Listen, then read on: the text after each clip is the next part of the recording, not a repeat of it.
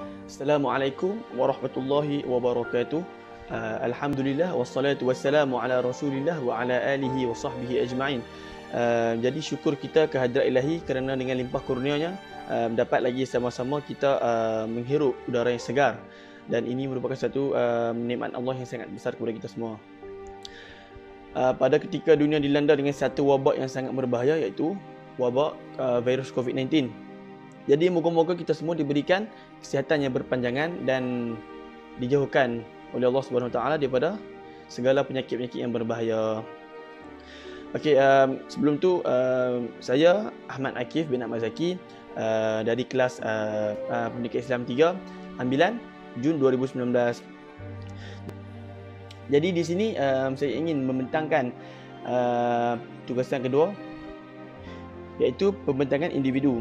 Okey, jadi saya telah menyiapkan slide yang menceritakan berkenaan muafakat dan video tutorial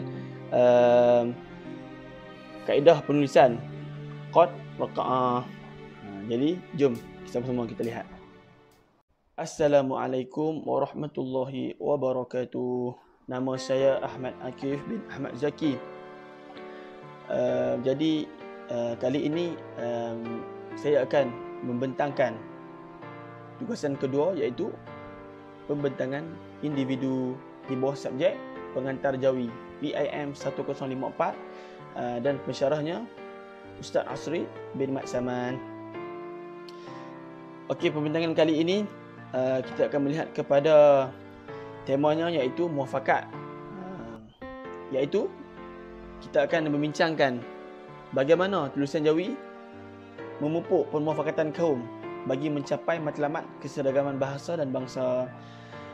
Okey, baik, seperti mana yang kita sedia maklum, bahasa Melayu adalah bahasa rasmi percakapan di Malaysia yang sewajarnya menggunakan tulisan jawi sebagai medium sebutannya.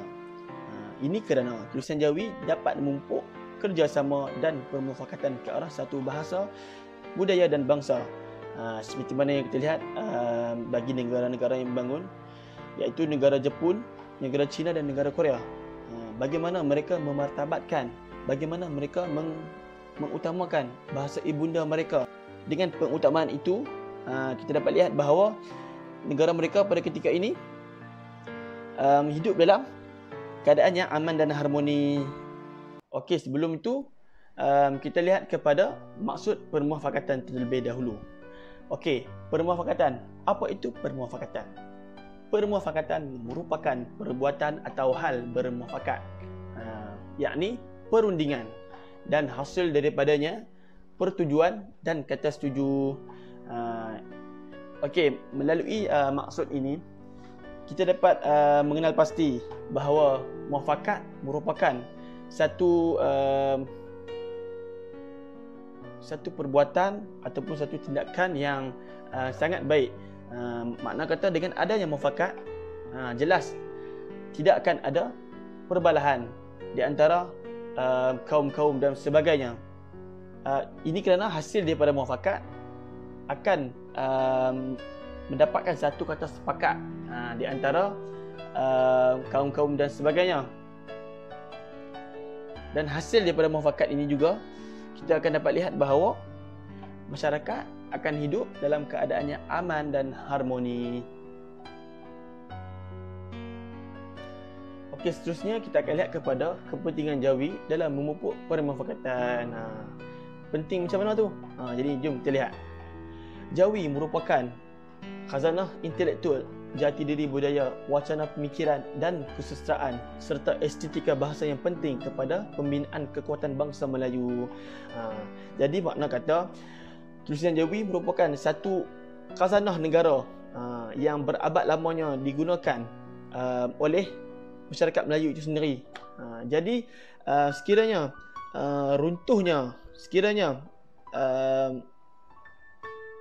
sekiranya tulisan jawi itu dipandang remeh oleh masyarakat asing, maka runtuhlah imej masyarakat Melayu itu sendiri. Baik, tulisan jawi juga turut menjadi medium yang menjalinkan keintiman hubungan dan silaturahim umat. Makna kata tulisan jawi ini penting dalam menyatukan masyarakat, dan sebagai genre bahasa yang mempunyai kaitan yang amat unggul dan penting kepada jati diri dan unsur Islam. Seperti mana yang kita lihat, bagaimana bahasa Jawi ini menerapkan unsur-unsur Islam, seperti huruf-huruf yang ada dalam bahasa Jawi ada juga di dalam Al-Quran. Jadi penting untuk kita sebagai masyarakat Melayu untuk menjadikan tulisan Jawi sebagai salah satu menjadikan tulisan Jawi sebagai satu bahasa yang penting kepada kita, terutamanya apabila kita berkomunikasi dan apabila kita menulisnya. Makna kata, kita tidak boleh melupakan ataupun kita tidak boleh menghiraukan tulisan Jawi ini. Meskipun terdapat bahasa-bahasa yang lain seperti bahasa Inggeris sebagai bahasa dunia sekarang ini, namun sebagai pengguna ataupun sebagai anak jati masyarakat Melayu, kita perlu memartabatkan tulisan Jawi sehingga ke peringkat antarabangsa. Ini kerana sejak berabad lamanya tulisan Jawi ini telah memainkan peranan yang penting dalam mewujudkan permufakatan di antara rakyat. Ini jelas kerana kita lihat kepada sejarah Melayu, di mana sultan-sultan, raja-raja pada ketika dulu apabila melakukan perundingan, surat yang dihantar adalah ditulis dalam bahasa Melayu ataupun tulisan Jawi. Makna kata, tulisan Jawi ini sudah berabad lamanya bertapak di tanah Melayu, dan ia merupakan salah satu bahasa utama di tanah Melayu sejak dahulu lagi. Okey, seterusnya kita lihat kepada cara memupuk permufakatan dengan Jawi. Okey, pada pendapat saya, untuk memupuk permufakatan dengan Jawi, pihak-pihak tertentu perlulah mengadakan kempen cintai bahasa dan khazanah kebangsaan.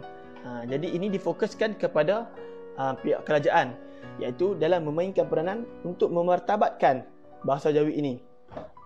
Jadi dengan adanya kempen seperti ini, ia dapat memberi kesedaran kepada masyarakat,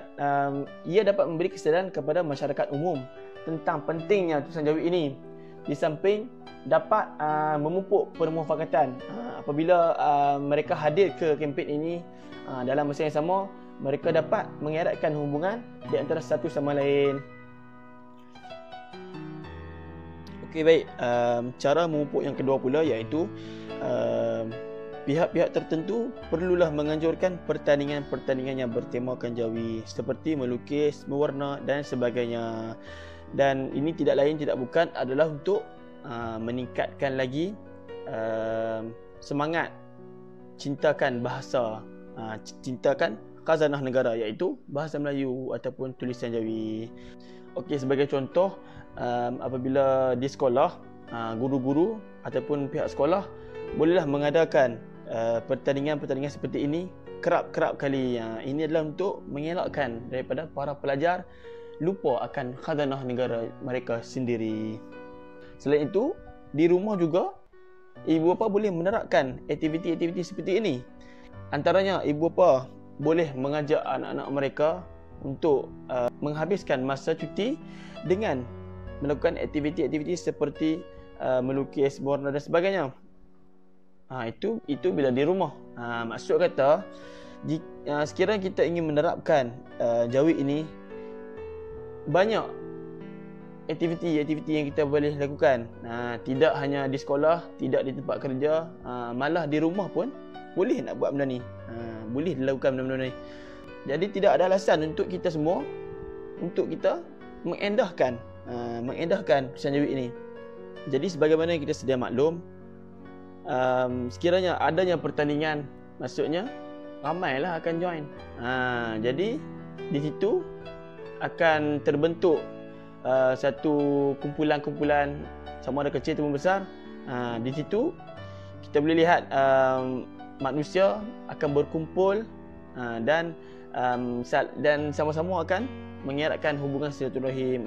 Jadi dengan adanya aktiviti-aktiviti seperti pertandingan dan sebagainya, ia sedikit sebanyak dapat memupuk permuafakatan. Ditambah lagi dengan penerapan unsur-unsur jawi pada setiap aktiviti yang dilakukan.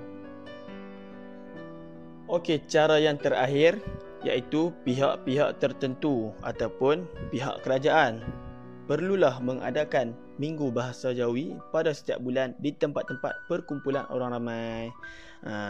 Jadi kita highlight ke sini tempat-tempat perkumpulan orang ramai. Seperti mana yang saya kata pada cara yang pertama dan kedua, apabila adanya perkumpulan ataupun adanya perhimpunan manusia, ia akan memberi kesan yang positif. Maksud kata, dengan adanya perhimpunan, ia dapat mengeratkan hubungan silaturahim. Seperti mana yang kita tahu, apabila adanya solat Jumaat, mestilah hubungan silaturahim akan sentiasa dieratkan. Macam tu juga bila kita buat aktiviti-aktiviti seperti Minggu Bahasa ini, ia sedikit sebanyak akan memupuk perpaduan di antara masyarakat yang hadir. Jadi melalui penganjuran Minggu Bahasa ini, kita boleh menyelitkan dengan aktiviti seperti qad, melukis qad dan sebagainya. Ini kerana dalam Jawi terdapat qad-qad yang diketengahkan seperti mana Al-Quran itu sendiri. Sebagai contoh, qad nasakh, qad raka'ah, qad kufi dan sebagainya.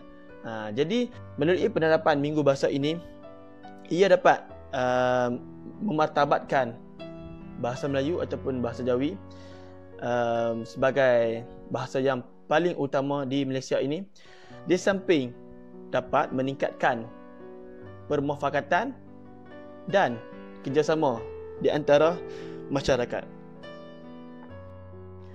Okey, kita berbalik kepada tugasan ini, iaitu menguraikan berkenaan satu peribahasa yang menerangkan ataupun yang mengenengahkan tema muafakat. Jadi kita tengok apa itu perbahasan yang ingin saya ketengahkan. Peribahasa yang berbunyi serumpun bak sirih, sesusun bak serai. Jadi apakah maksud peribahasa ini? Peribahasa ini bermaksud amalan hidup saling bermuafakat dan tidak berpecah belah.